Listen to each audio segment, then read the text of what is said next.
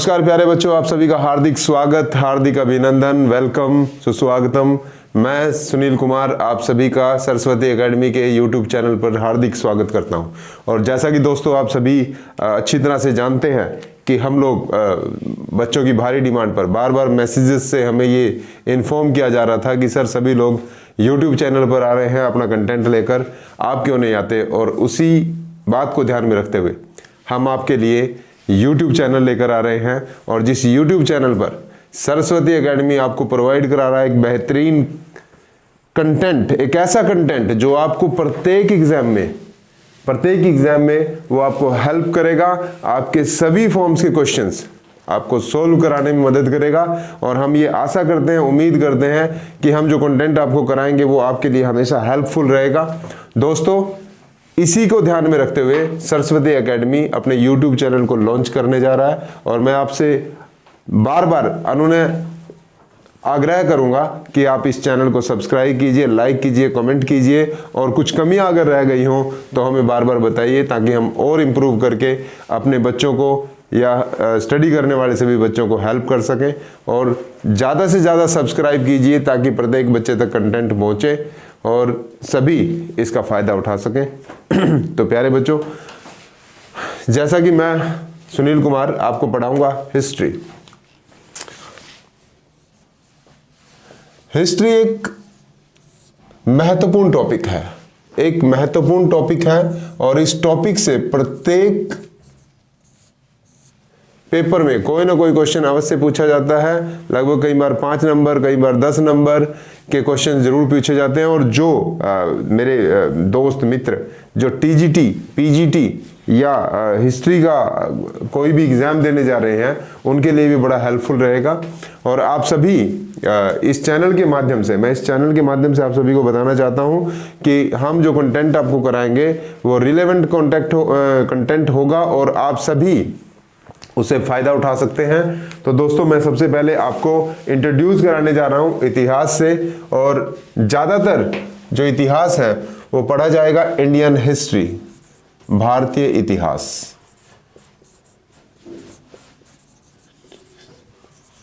हम भारतीय इतिहास पढ़ेंगे।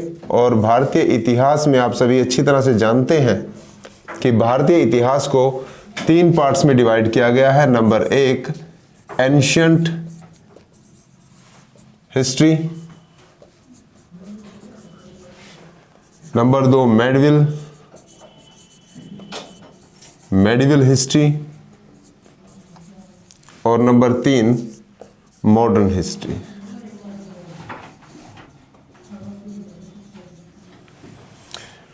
तो प्यारे बच्चों, सबसे पहले मैं इंडियन हिस्ट्री में एंशियंट हिस्ट्री की अगर बात करूं तो एंशियंट हिस्ट्री में हम आपको पढ़ाएंगे सबसे पहले एंशियंट हिस्ट्री। और एंशियंट हिस्ट्री में चाहे वो प्री हिस्टोरिक पीरियड हो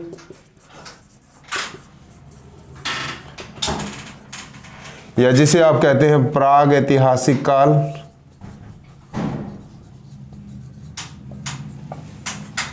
प्रोटो हिस्टोरिक, या जिसे आपने कहा आद्य ऐतिहासिक काल,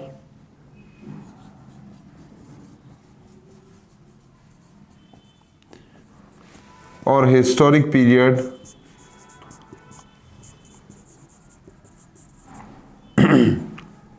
या ऐतिहासिक काल।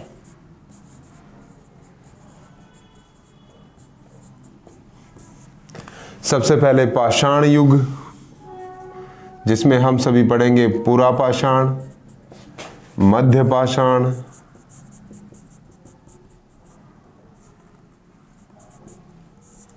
और नव पाषाण काल।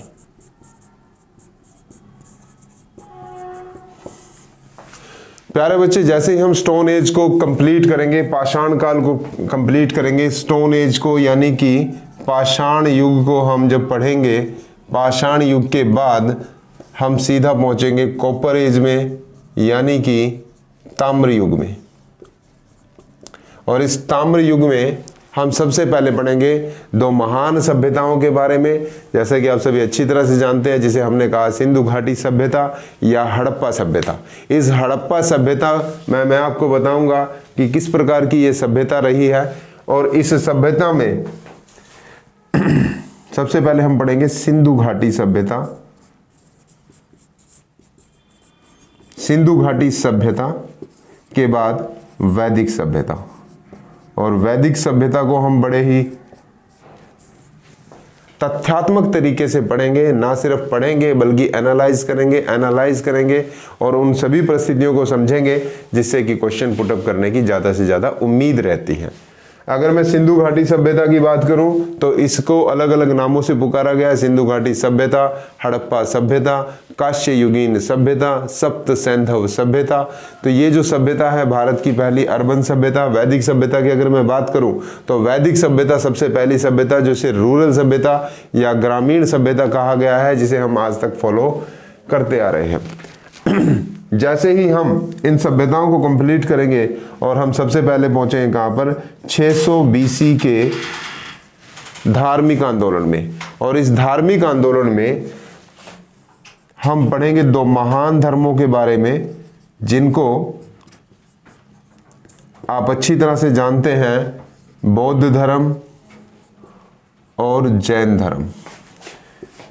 प्यारे बच्चों, इन दोनों ही धर्मों से महत्वपूर्ण क्वेश्चंस हमेशा किसी न किसी पेपर में किसी न किसी फॉर्म में अवश्य आते हैं, और इनको अच्छी तरह से किया जाएगा। सभी तथ्यों को ध्यान से देखा जाएगा। इवन नए और पुराने जो पीरियड्स हैं उनके अनुसार हम इनको पढ़ेंगे अच्छे तरीके से कि बौद्ध धर्म और जैन धर्म से कौन कौन से रिलेवेंट क्वेश्चंस हमारे एग्जाम में पूछे जाते हैं। इसके बाद हम पढ़ेंगे महाजनपद, और महाजनपदों में जैसा कि आप अच्छी तरह से जानते हैं कि 16 महाजनपदों के बारे में मैं आपको बताऊंगा। और इन महाजनपदों के बाद हम सीधा पढ़ेंगे 600 BC की डायनेस्टीज। सबसे पहली डायनेस्टीज की पढ़ेंगे जिसको हम 3 पार्ट्स में डिवाइड करेंगे।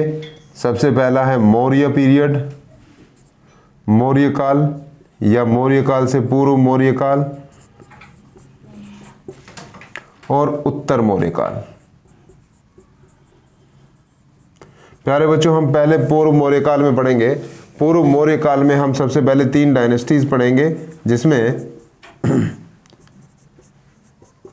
हर्यंका डायनेस्टी या हर्यक वंश, शिशुनाग वंश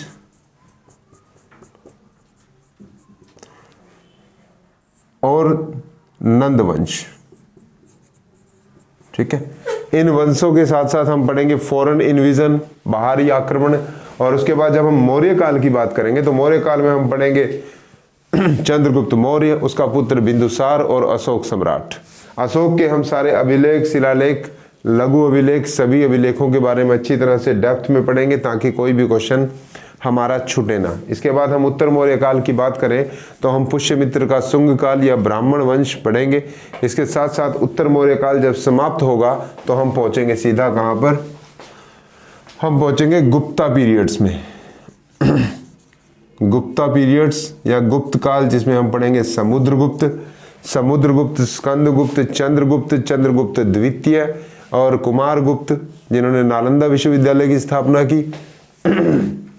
गुप्त काल के बाद हम पढ़ेंगे पोस्ट गुप्त काल या पोस्ट गुप्ता पीरियड। इसमें हम पढ़ेंगे हर्षवर्धन का शासनकाल या पुष्यभूति वंश, जिसमें हम हर्षवर्धन को 606 से 647 ईस्वी तक का कार्यकाल पढ़ेंगे। और धीरे धीरे हम जो है एंशियंट से निकलकर प्रवेश करेंगे किसमें, मध्यकाल में। अगर हम मध्यकाल की बात करें तो सबसे पहले हम 2 टर्किश इन्विजन पढ़ेंगे। इन टर्किश इन्विजन्स के अंदर हम पढ़ेंगे महमूद गजनवी,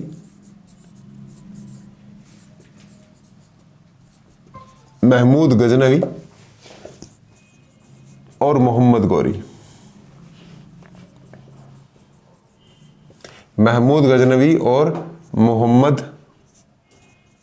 गौरी, इन दोनों का दोनों आक्रमणकारियों के आक्रमण को पढ़ेंगे और मोहम्मद गोरी के ही आक्रमण के बाद 1192 का वो महत्वपूर्ण युद्ध जिसे हम तराइन का युद्ध कहते हैं, इस तराइन के युद्ध के बाद ही भारत में पहले मुस्लिम शासन की स्थापना होगी और इसी मुस्लिम वंश के बाद भारत में सबसे पहले दिल्ली सल्तनत की स्थापना होगी। और दिल्ली सल्तनत में हम पढ़ेंगे 5 राजवंश, जिसमें सबसे पहला वंश हम पढ़ेंगे गुलाम वंश, जिसे स्लेव डायनेस्टी, मामलूक वंश या इलबरी वंश भी कहा गया है।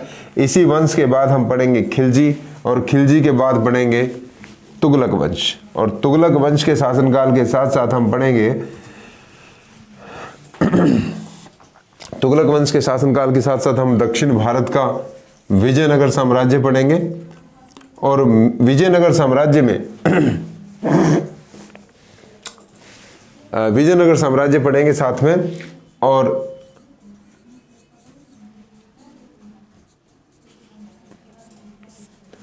तुगलकों के बाद हम सैयद वंश पढ़ेंगे, सैयद के बाद हम लोधी वंश पढ़ेंगे। और लोधी वंश अगर मेडीवल पीरियड की हम बात करें तो मेडीवल पीरियड हमारा 2 भागों में डिवाइड होगा। पहला भाग होगा हमारा 1206 से लेके 1526 और 1526 से लेके सन 1707 तक। अगर मैं 1206 से लेके 1526 की बात करूं तो तुगलकों के बाद आएंगे सैयद वंश और सैयद वंश के बाद आएगा लोधी वंश, जिसकी स्थापना करेगा बहलोल लोधी।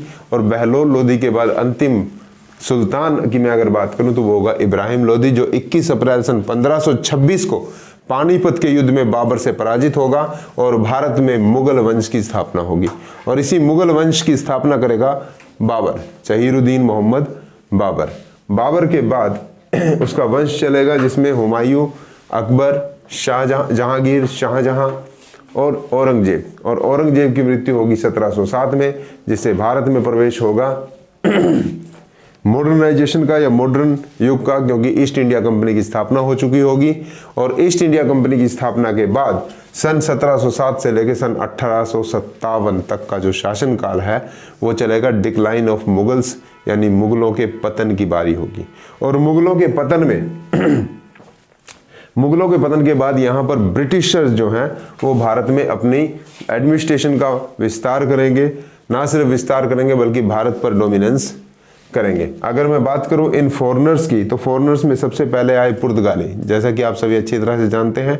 1498 में सबसे पहले वास्को डी गामा ने भारत की खोज की थी और 1498 के बाद सबसे पहले आए पुर्तगाली, फिर आए डच, फिर डेनिश, फिर ब्रिटिशर्स और उसके बाद फ्रांसीसी।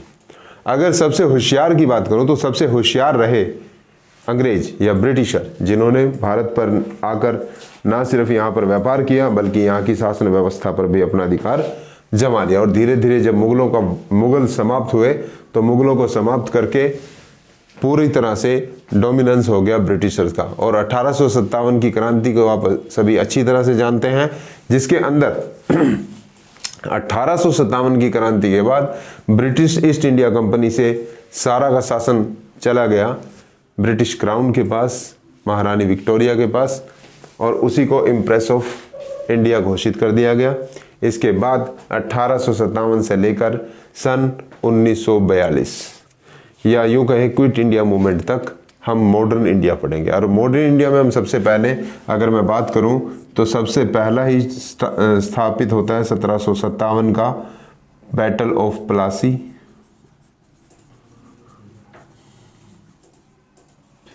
बैटल ऑफ प्लासी के बाद बैटल ऑफ बक्सर, बक्सर 1764, और इसके बाद पूरी तरह से भारत पर डोमिनेंस होगा किनका? ब्रिटिश ईस्ट इंडिया कंपनी का। 1757 से लेकर सन 1857 में first independence war of India,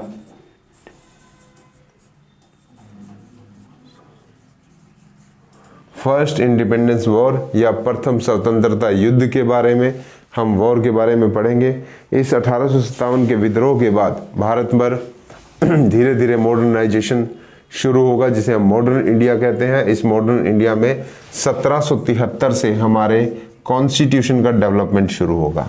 constitution development में सबसे पहले रेगुलेटिंग एक्ट, उसके बाद पिट्स इंडिया एक्ट, उसके बाद क्रिप्स मिशन और दुनिया जहान के जो मिशंस आएंगे, जो इस तरह के रेगुलेटिंग एक्ट्स आएंगे, इससे हमारे कॉन्स्टिट्यूशन का डेवलपमेंट होगा। और धीरे धीरे सन 1885 को स्थापना होगी कांग्रेस की। और कांग्रेस की स्थापना, जैसा कि आप अच्छी तरह से जानते हैं कि 1885 में ए.ओ. ह्यूम ने कांग्रेस की स्थापना की और कांग्रेस का पहला अधिवेशन मुंबई में हुआ, मुंबई के संस्कृत कॉलेज में, गोपाल दास कॉलेज में। और इसी के बाद धीरे धीरे इसके सेशंस होंगे और एक महान पुरुष का आगमन होगा सन 1915 में, 9 जनवरी सन 1915 को, जिसको हम प्रवासी डे मनाते हैं, महात्मा गांधी का। और वो अपना सबसे पहला सत्याग्रह करेंगे चंपारण में 1900। इसके बाद बारदोली का संघर्ष हो या खेड़ा का या अहमदाबाद मिल मजदूरों का, ये सभी गांधीयन ईरा के अंदर हम पढ़ेंगे, गांधीयन ईरा में। और 1942 में क्विट इंडिया मूवमेंट और दांडी मार्च 1930। इस तरह से हम अलग अलग मूवमेंट्स को पढ़ेंगे, अलग अलग क्रांतिकारियों को पढ़ेंगे और धीरे धीरे हम पहुंचेंगे 1947, 15 अगस्त 1947, जब देश आज़ाद होगा। 1947 में देश आज़ाद होगा और 47 के बाद भारत में हमारी सरकार होगी, हमारा कॉन्स्टिट्यूशन होगा, कॉन्स्टिट्यूशन पूरी तरह से बनकर तैयार हो जाएगा, हम रिपब्लिक हो जाएंगे। और पहले प्रधानमंत्री पंडित जवाहरलाल नेहरू, JL नेहरू हमारे देश के पहले प्रधानमंत्री होंगे और उनकी मृत्यु होगी 1964 में। और यहीं तक का इतिहास हम इस हिस्ट्री में, इंडियन हिस्ट्री में पढ़ेंगे। तो प्यारे बच्चों, आप सभी तैयार हो जाइए अच्छी तरह से पढ़ने के लिए, उन सभी एग्जाम्स की तैयारी करने के लिए जिनको आप प्रिपेयर कर रहे हो। हम आपको मुहैया कराएंगे बेहतरीन कंटेंट, एक अच्छा कंटेंट जो आपको बहुत सारे क्वेश्चंस में हेल्प करेगा। सीक्वेंसली हम सब चीज़ों को पढ़ेंगे और ना सिर्फ पढ़ेंगे बल्कि एनालाइज करेंगे। जब हम चीज़ों को एनालाइज करते हैं, समझते हैं, परखते हैं, तो हमारे आंसर्स जो हैं वो अच्छे होते हैं और एक्यूरेट होते हैं। अगर हम आपको बताएंगे कि किस तरह से हम सीक्वेंस वाइज चीज़ों को पढ़ेंगे और उनको याद रख पाएंगे। जैसे ही आप क्वेश्चन देखेंगे, क्वेश्चन देखने के बाद उसकी फॉर्म को समझने के बाद आप एग्जैक्टली उस पर आंसर कर सकते हैं। अगर आप अच्छी तरह से मेरे साथ रिवीजन करने के लिए तैयार हैं, अगर मेरे साथ आप पढ़ने के लिए तैयार हैं, तो आप इस चैनल को सब्सक्राइब कीजिए, लाइक कीजिए, कमेंट्स कीजिए और हम सभी पूरी कोशिश करेंगे आप सभी को एक अच्छा कंटेंट मुहैया कराने के लिए। और दोस्तों, सरस्वती एकेडमी का मैनुअल में भी बड़ा ही अच्छा प्रोग्रेस रहा है, बहुत अच्छा प्रोग्रेस रहा है। और हमारा जो ये सेंटर है, हमारी जो ये एकेडमी है, ये पानीपत बिशन स्वरूप कॉलोनी प्रेम मेडिकल हॉस्पिटल वाली गली में स्थापित है और इसके ऑनर है मिस्टर संदीप कुमार। और संदीप जी जो कि एक गवर्नमेंट एम्प्लॉय है, उन्होंने भी अपनी इस एकेडमी से तैयारी कर एम्प्लॉयमेंट हासिल किया है और बहुत सारे टीचर्स हमारे यहाँ से सेलेक्ट हुए हैं। लगभग 14 से 15 टीचर यहाँ से सेलेक्ट हुए हैं। बहुत सारे बच्चे, लगभग 250 से ज़्यादा बच्चे हमारे यहाँ से सेलेक्ट हुए हैं। और इसीलिए हम उन बच्चों तक पहुँचना चाहते हैं जिनके पास साधन की कमी है, जो फीस मुहैया नहीं कर सकते हैं, अफोर्ड नहीं कर सकते हैं। हम सबकी ये हार्दिक इच्छा है कि हम अपनी कोशिश से उन सभी तक पहुंच सकें, उन दोस्तों तक पहुंच सकें जो तैयारी कर रहे हैं गवर्नमेंट जॉब की। और उम्मीद करते हैं कि आप हमारे यहाँ से पढ़कर एक अच्छी जॉब हासिल कर सकते हैं। तो दोस्तों, पुनः मैं आपसे एक बार हार्दिक अभिनंदन करता हूं और आपसे रिक्वेस्ट करता हूं, कृपया हमारे चैनल्स को सब्सक्राइब कीजिए, लाइक कीजिए और कमेंट कीजिए। और अगर हमारी कोई कमी रह गई है तो आप वो हमें बताइए ताकि हम उसमें और सुधार कर सकें और आप लोगों को बेहतरीन तरीके का कंटेंट मुहैया करा सकें। थैंक यू, धन्यवाद।